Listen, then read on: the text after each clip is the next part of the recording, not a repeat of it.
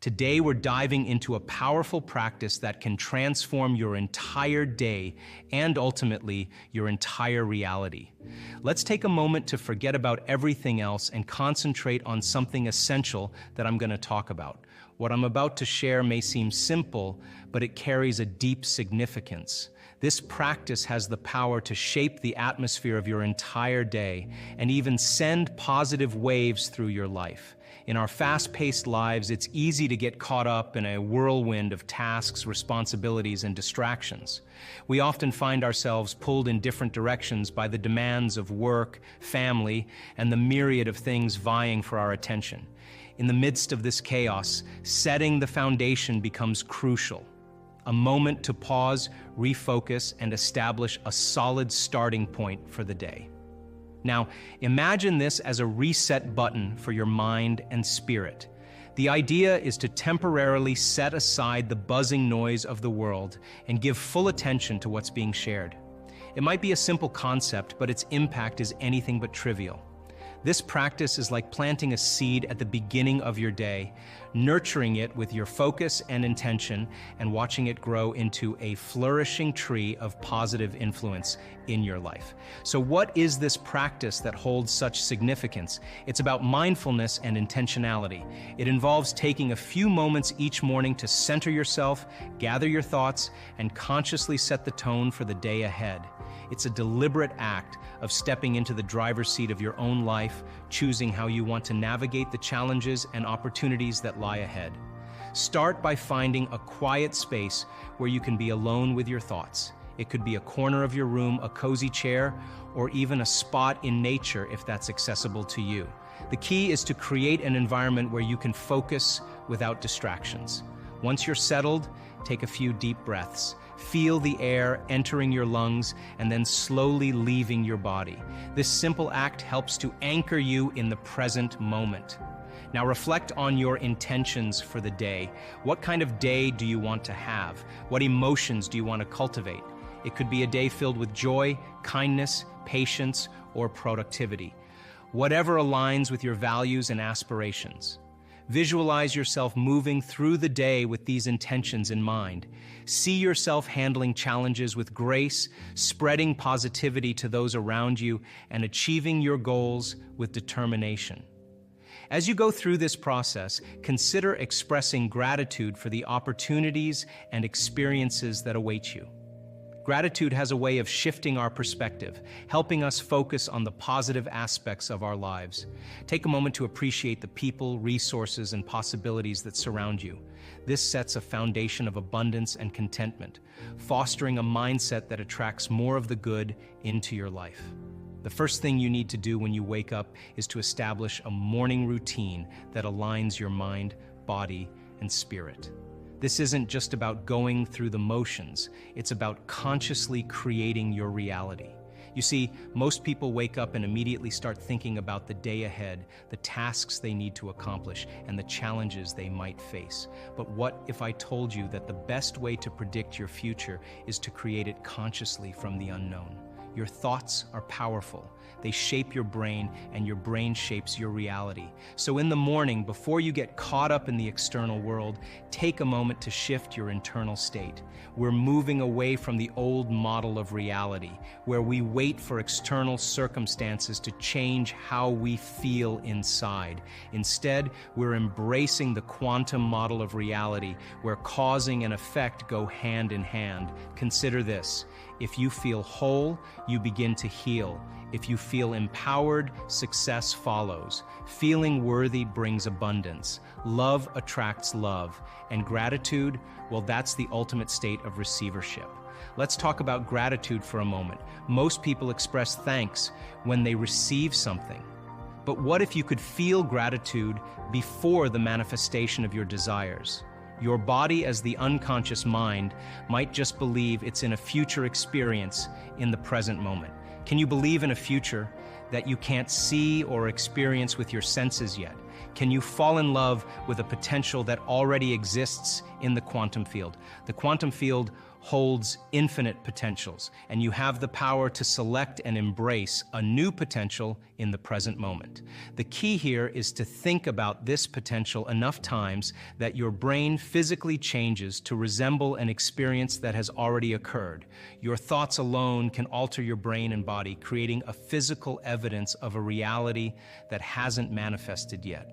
Relax. Trust the process. There's an intelligence, a consciousness within and around you that's giving you life. It orchestrates the beating of your heart, the digestion of your food, and countless functions at the cellular level. This intelligence is both personal and universal. It's the observer observing you into life. You have a choice. Be defined by the vision of the future or the memories of the past. Now let's address the emotional residue of the past. You don't need to revisit traumatic events. Instead, focus on overcoming the emotions that linger from those events. Your body, like a trained animal, seeks to recreate those emotions because it identifies with them. Break the addiction to those emotions by becoming aware of bodily sensations. Allow yourself to feel them, then settle them into the present moment. Every time you do this, you're telling your body that you are not defined by the past, but by the present moment. As you settle into the present, there's a release of energy. Your body begins to anticipate the future rather than dwelling in the past. Lower the volume of those lingering emotions, and the side effect is joy and freedom. Understand that grieving is a biological process, a necessary neural pruning. It's the void left by something absent in your life. It's important to come to a greater understanding of death, loss, and adapt to those conditions. Ever notice how you complain about life when it's not working? The emotion you feel is keeping you connected to the past. Moving through the stages of emotions is natural, but what you truly desire is freedom. I've witnessed transformation in people of every culture, skin color, shape, size, and age. The radiance that emerges, the light behind their eyes, it's real. These individuals have worked to overcome themselves and move beyond their past. The concept of the freedom of feeling delves into the intricate landscape of human emotions, emphasizing the importance of embracing and understanding our feelings rather than suppressing them. In essence, it advocates for a profound connection with one's emotions, allowing them to be fully experienced before liberating oneself from their potentially restricting influence on identity. At its core, this philosophy rejects the notion of suppressing emotions. Instead, it invites individuals to engage in a profound exploration of their emotional realm. This journey towards freedom begins with a fundamental shift in perspective, where emotions are not seen as burdens to be carried, but rather as guides offering insights into the depths of one's inner self. Acknowledging emotions is the initial step on this transformative journey. It entails a conscious effort to recognize and accept the array of feelings that course through our beings, whether they be joy, sorrow, anger, or fear. Rather than viewing certain emotions as negative or undesirable, this approach encourages individuals to see them as integral parts of the human experience. Feeling emotions completely becomes the next crucial stage. It is an immersive experience, allowing oneself to fully engage with the intensity and nuances of each emotion. This process involves delving into the core of feelings without reservation, experiencing their ebb and flow, and understanding the stories they tell about our inner worlds. By doing so, individuals develop a more profound connection with their emotional selves, fostering self-awareness and resilience. Yet, the journey to freedom does not end with simply acknowledging and feeling emotions. It extends into the realm of moving beyond those emotions that no longer serve an individual's well-being. This phase involves a deliberate and mindful effort to disentangle oneself from the grip of emotions that might have been beneficial in the past but are now impediments to personal growth. Imagine a scenario where anger, once a protective shield, becomes a hindrance to meaningful relationships. The journey to freedom requires recognizing this shift and consciously choosing to move beyond the grip of anger. It involves learning from the emotion, understanding its origin and purpose, and then releasing it to create space for more constructive and positive emotion. The hardest part about change, really, in creating the life that you want, being defined by a vision of the future instead of a memory of the past, is not making the same choices you did the day before. And the moment you do that, you step into the unknown. When you begin to realize the unknown is the perfect place to create from, that void of unpredictability, that uncertainty, that unfamiliarity is really the quantum place of uncertainty where all manifestations come from. So when you and I become comfortable living in that unknown place, I think then that we begin to manifest the things we want in our lives. So for me personally, I want to execute and be defined by a vision of the future instead of the memories of the past. So most people's brains are organized to reflect everything they know in their life. Their brain is a record of the past. And if you feel the same way every single day, and feelings and emotions are the end product of past experiences, it means number one, nothing new is happening in your life, and number two, those emotions are keeping you anchored to the past. If thoughts are the language of the brain, and feelings are the language of the body, and how you think and how you feel creates a state of being, most people are literally biologically, neurologically, chemically, genetically, and even quantum-wise connected to a past. So then the fundamental question is, can you believe in a future that you can't see or experience with your senses yet, but you've thought about enough times in your mind that your brain has literally changed to look like the experience has already occurred? Now, the latest research in neuroscience and neuroplasticity tells us we can change our brain to look like the event has already occurred. And can we begin to emotionally embrace a future reality that's a potential in the quantum field? And begin to emotionally embrace it to such a degree that we fall in love with that future reality, that our body, as our unconscious mind, begins to believe it's living in that future reality in the present moment, and we're signaling new genes and new ways to change our body to look like the experience has already occurred in preparation for the event. When you truly do this properly, you're not waiting for your success to feel empowered. You're not waiting for your wealth to feel abundant. You're not waiting for your new relationship to feel love. You're not waiting for the mystical moment to feel awe. So if you're talking about manifesting your dreams, well, it only requires two things. It requires a clear intention. An intention is a vision, a possibility. The moment you say, what would it be like to be healthy? What would it be like to be wealthy? What would it be like to have a new home? What would it be like to have a great job? And you get this idea in your mind, that's intention. Then you write down the details. Okay, I want to travel around the world. I want to have great benefits, great insurance. I want to work with really cool people. I want to have a chance to be creative. And you list all of those individual elements to fortify your dream. The more you get clear on those details, the more your brain begins to work in new ways. Anytime you make your brain work differently, you're changing your mind. Now, the moment you get inspired and you begin to feel what it would be like to live in that future, your body is getting a chemical sampling, an emotional sampling. It's getting a taste of the future. So the first thing you have to do is you have to become conscious of your unconscious thoughts. You have to notice your automatic habits and behaviors. You have to become aware of your emotions that keep you anchored to the past.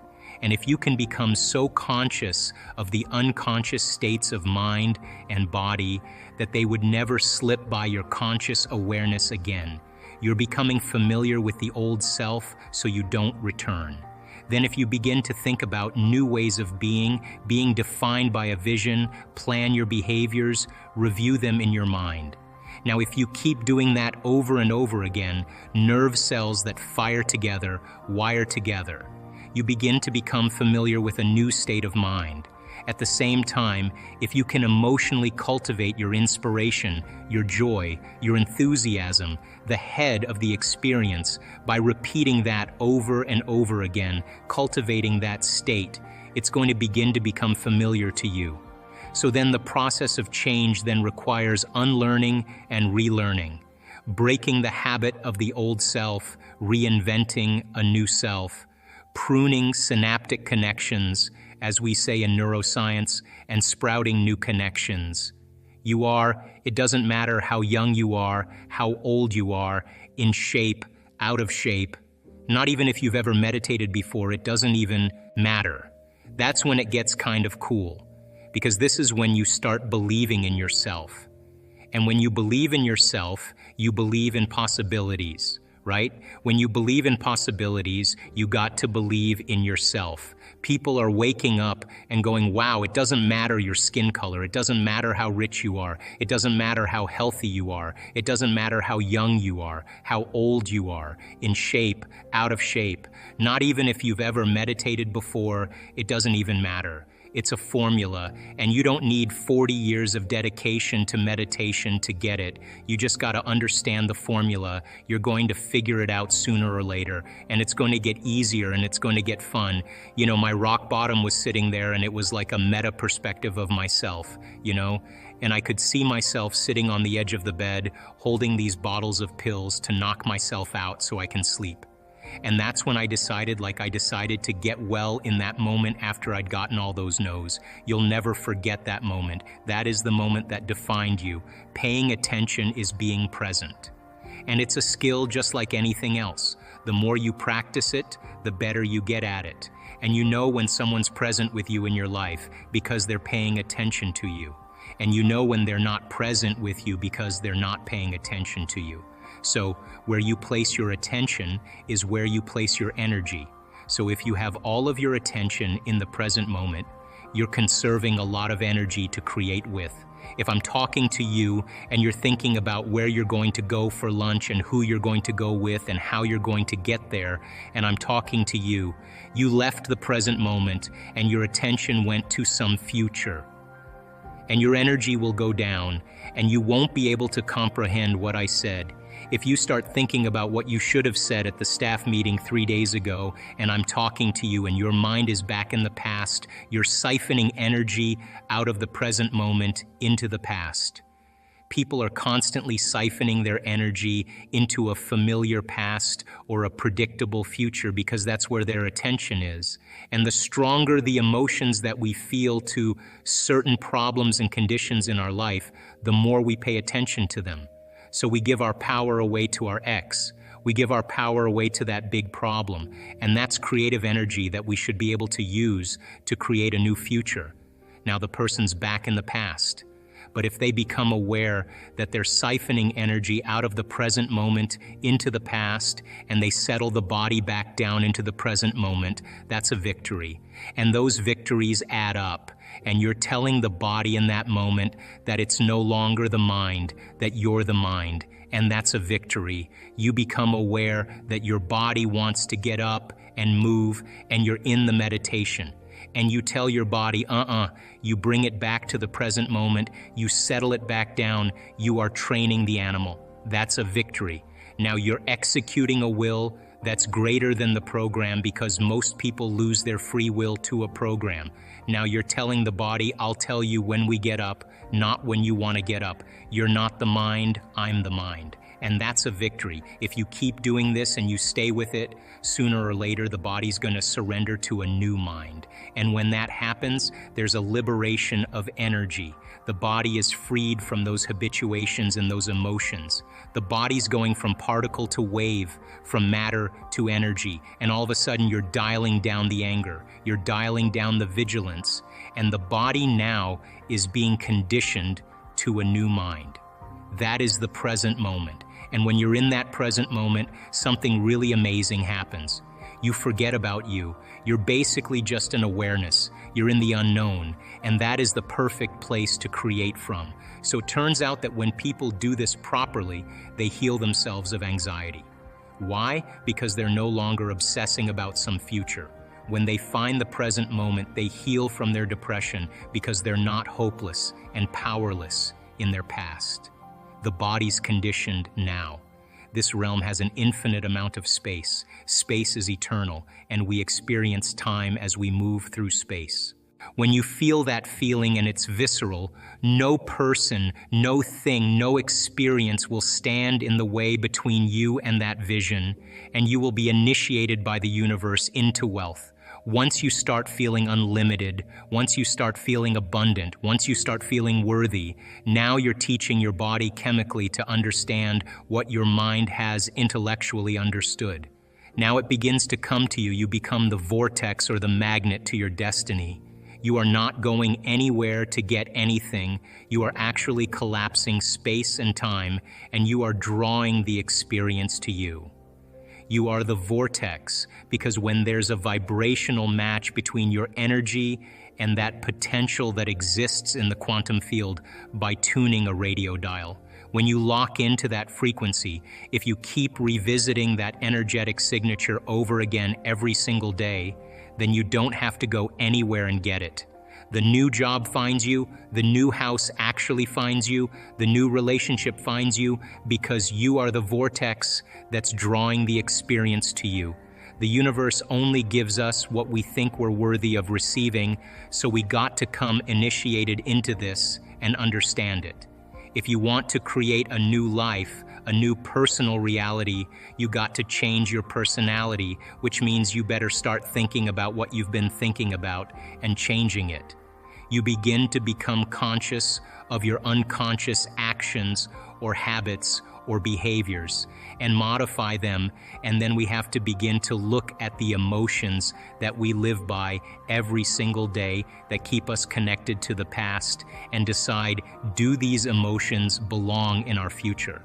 So most people are trying to create a new personal reality as the same personality, and it doesn't work. You literally have to become someone else. And can you select a new possibility in the quantum field and begin to emotionally embrace that future every single day to such a degree that your body, as the unconscious mind, the objective mind, does not know the difference between the experience in your life that's creating the emotion and the emotion that you're fabricating by thought alone, to the degree that you begin to signal new genes and new ways to change your body to look like the experience has already happened. Now, the latest research in epigenetics says it's absolutely possible. Now think about this. Every day, installing the circuitry, every day conditioning the body into the emotion of the future, that your body begins to change to look like it's already happened. Now this is where it gets fun, because now you no longer have to go anywhere to get it. If you think that your thoughts have something to do with your future, just from a theoretical standpoint, that your thoughts create your destiny, and you think 60 to 70,000 thoughts in one day, and 90% of those thoughts are the same thoughts as the day before, well then your life isn't going to change very much as long as you're thinking the same way. If you're not being defined by a vision of the future, then you're left with the memories of the past. Is it possible then that the way you think and the way you feel can begin to produce effects in your outer world? Now that isn't something that you swallow in one bite. It's a process of gaining knowledge. It's a process of practice. It's a process of experience. Once you start seeing those synchronicities, those coincidences, those opportunities that start to fall into place, because you're experiencing change in your outer world, if you're doing the work, you're going to start paying attention to what you're doing inside of you that's producing the effect outside of you. Once you correlate the changes of what you're doing inside of you with the effect you produce outside of you, you're going to pay attention to what you did, and you're going to do it again, and all of a sudden you're going to start believing more that you're the creator of your life and less of the victim of your life. Those same thoughts lead to the same choices. The same choices lead to the same behaviors. The same behaviors create the exact same experiences, and we anticipate the same feelings or emotions from those experiences. And those emotions are the payoff that drive our very same thoughts. So our biology, our neurocircuitry, our neurochemistry, our hormones, and even our gene expression will be equal to how we think, how we act, and how we feel. And how we think, how we act, and how we feel is called our personality, and our personality creates our personal reality. That's it. I want people to begin to understand that thoughts are very powerful, feelings drive our thoughts, and that they can begin to create a better life for themselves once they understand some of these principles. We live in a world where often when people think about visioning the future, they vision stuff. So you have a vision of the car you want, or you have a vision of an amount of money you want, or you have a vision of a home you want, and you see this with people with their vision boards. What's your take on that? And is that the right type of visioning? And what is the right type of visioning? Well, we do so many different variations because I think people integrate information differently. And all of those cars and homes and whatever that is, there are symbols of what it looks like when a person actually arrives at this concept called abundance, right? So if those things help them to associate with something that creates a feeling of abundance and they're building their vision board to help them to get clear on their intent, then that's fine because they're associating objects or things or material things that they'll say, that's when I know that I'm abundant. That's fine. Other people will say, look, abundance just means that I have more than I need and I'm happy with that. And for them, there's a feeling that is associated with that. And when they begin to dream about their future, they may see themselves in a scene or see themselves a certain way. I don't care what it takes for the person to get there, because once they have their abundance, and this happens quite a bit in our work, when you finally have everything you want, there's only one thing you're going to ask yourself: how am I going to contribute to the world? How am I going to make a difference? So we use different tools to help people to get to that point. But if the person's doing the vision board and they're saying, when I get my new car, I get my new house, I get my new relationship, then I'm going to feel so great. Well, then they're back to the program, waiting for it to happen, for them to feel the emotion. They're believing their outer world has to change in order for them to feel better. There's no effect of drawing the experience to you that way. So the person has to use those tools to get them into the emotional state for them to feel like it's already happened. Now think about this. If you get up from a creative process and you feel grateful, you feel a love for life, you feel a joy for existence, you feel a passion for the moment, you will not be looking for your future because you'll feel like it's already happened. It's the moment that we start feeling those self-limiting emotions, that we feel separation, and then we start looking for it again. Well, then if you're waiting, you're not creating, you're in separation again. So then whatever it takes for you to move into a state of being, and what is a state of being? Thoughts are the vocabulary of the brain. Feelings are the vocabulary of your body. How you think and how you feel creates your state of being. So then if you wake up in the morning and you come back to your senses with a clean slate and you say, I don't feel anything, you say, well, let me start thinking about all the problems in my life. Well, all those problems are connected to different people or different objects or things at different times and places. The moment you remember your problems, a memory is a record of the past. You're thinking in the past. Every one of those problems has an emotion associated with them. So all of a sudden you start feeling unhappy, you start feeling bitter, you start feeling frustrated. So now your body's in the past. So then most people then create a state of being that's connected to their past. And if they're in the familiar past, then they are going to crave the predictable future and they're going to fall back into routine. So then we want people then to get very clear on that vision of their future, however they do it, and begin to combine that clear intention with an elevated emotion. And the stronger the emotion they feel from the vision they're creating, the more altered they feel inside of them, the more they're going to pay attention to the pictures in their mind. And now they're remembering the future. The knowledge creates awareness. Awareness creates consciousness. Consciousness and energy are connected, so there's a change in energy globally going on with the world. Now that knowledge and that change of energy has effects on paradigms that are no longer a vibrational match with that new level of consciousness. This is the time we've been waiting for. This is where it's happening in the Milky Way. This is happening here because there's a true coming of a new consciousness. It's not one person that's coming. It's a collective consciousness that's emerging. If you look around the world right now, whether you're looking at the economic model or the political model or even certain aspects of the religious model, the environment, the medical model, there's several different parts of our culture that's beginning to collapse. If you study human nature, historically, we always wait for crisis or trauma or disease or diagnosis, both as an individual and as a culture, before we decide to change. If you look at this and you study it in history, it's a sign that something new has to be born. Because the old model of reality begins to change, something else has to replace it. So we have two ways that we actually face crisis. We can either face crisis in a state of emergency, which in the beginning of a crisis is healthy, or we can face crisis in a state of creativity and innovation. If you're addressing a financial crisis or a crisis in a culture and everybody is selfish and everybody's living by those emotions, then they're pushing their way to get to the head of the line. They're competing, they're forcing outcomes, they're using very primitive systems to try to take care of themselves. We know from the physiology of the brain that most of the blood supply goes to the hindbrain and away from the forebrain. Those chemicals create a gap between the way things appear in our life and the way things really are. In other words, we're viewing reality in an altered state. So we don't see possibility.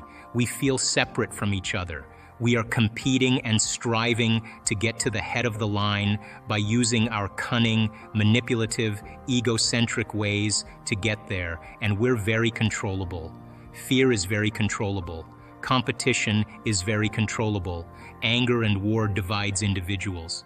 Now, that is not a way to address a crisis, because the service to self, or taking care of the self, is the exact thing that enhances the crisis. Because if you and I are all doing the same, if we're all doing the same thing, then a culture becomes more divided.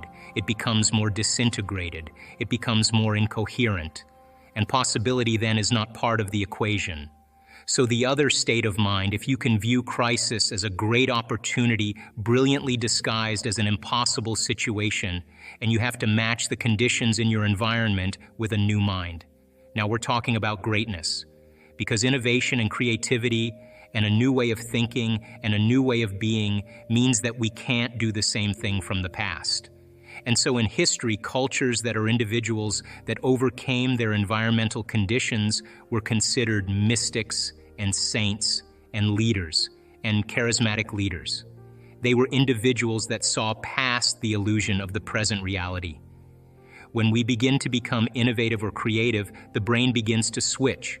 We begin to turn on the forebrain, the frontal lobe, which is really the crowning achievement of the human being, and we begin to ask bigger questions. How can we create a new way of being in a world that's falling apart? How can we begin to create a new system to adapt to these conditions? And I think that people, when they begin to feel empowered by possibility, when they begin to see that the death of the old paradigms means the beginning of a new paradigm. How many people actually believe in the idea that the way you think has some effect on your life? So how many people actually woke up this morning and consciously created a future? You know, the biggest reason why people don't do it is because you don't really believe it's true. You see, if you knew on a gut level that it was absolutely true, would you ever miss a day, and would you ever let any thought slip by your awareness that you didn't want to experience? So your brain, according to neuroscience, is organized to reflect everything you know in your life.